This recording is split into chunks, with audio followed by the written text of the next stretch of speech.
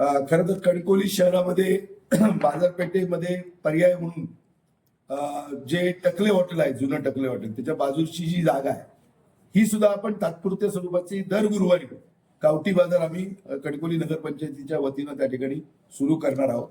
आणि या शहरामध्ये म्हणजे सगळ्याच बाजूने त्या ठिकाणी व्यापार एक आठवडा बाजार, मंगळवारचा आठवडा बाजार हा कणकवली शहरामध्ये होत असतो आणि दर गुरुवारी हा गावठी बाजार आम्ही त्या ठिकाणी सुरू करणार.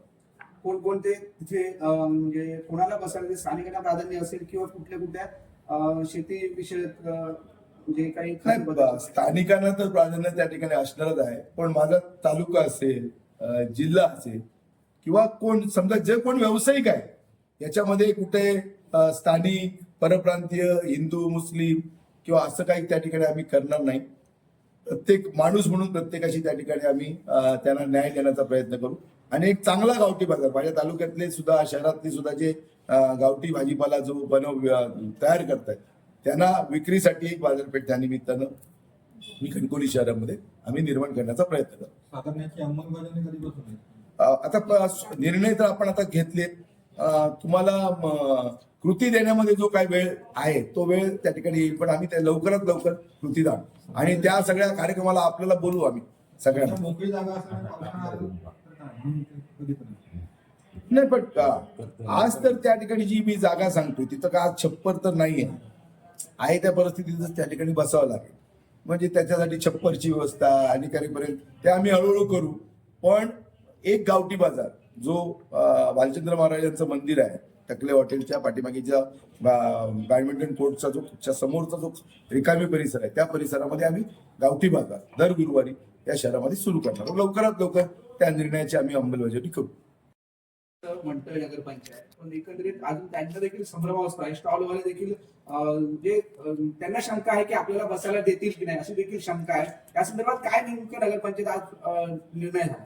कणकवली शहरवासियांना, मी सगळ्या व्यावसायिकांना त्या ठिकाणी एक विनम्र असं त्या ठिकाणी आवाहन करतो आणि त्यांना सांगतोय की तुमच्या पुनर्वसनाची जबाबदारी ही नगरपंचायत त्या ठिकाणी घेणार आहे आणि नक्कीच तुम्हाला त्या ठिकाणी जे सुरुवातीच्या ह्याच्यामध्ये फळवाले, फूलवाले आणि भाजीवाले हे जे काही विक्रेते आहेत, फळ विक्रेते, फूल विक्रेते, भाजी विक्रेते, यांच्यासाठी आम्ही पर्यायी व्यवस्था तात्पुरती स्वरूपाची ही त्या ठिकाणी करणार आहोत.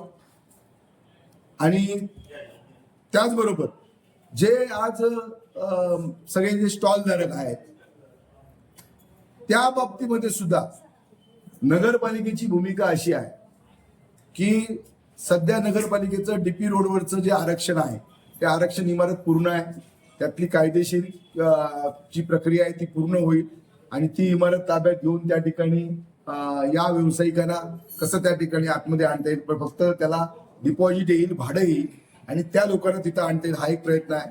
परत व्यापारी संकुल जे नाक्यावरचं आहे जुनं भाजी मार्केट, याबाबत सुद्धा तो सुद्धा भाग विकसित आपल्याला करायचा व्यापारी संकुल, त्यामध्ये सुद्धा त्या ठिकाणी या व्यावसायिकांची व्यवस्था करण्याचा नगरपालिकेचा मानस आहे. पण जी फक्त मग त्याच्यामध्ये बेशिस्त असता कामा नये, सगळ्यांनी नियमांचं त्या ठिकाणी पालन त्या ठिकाणी करावं लागेल.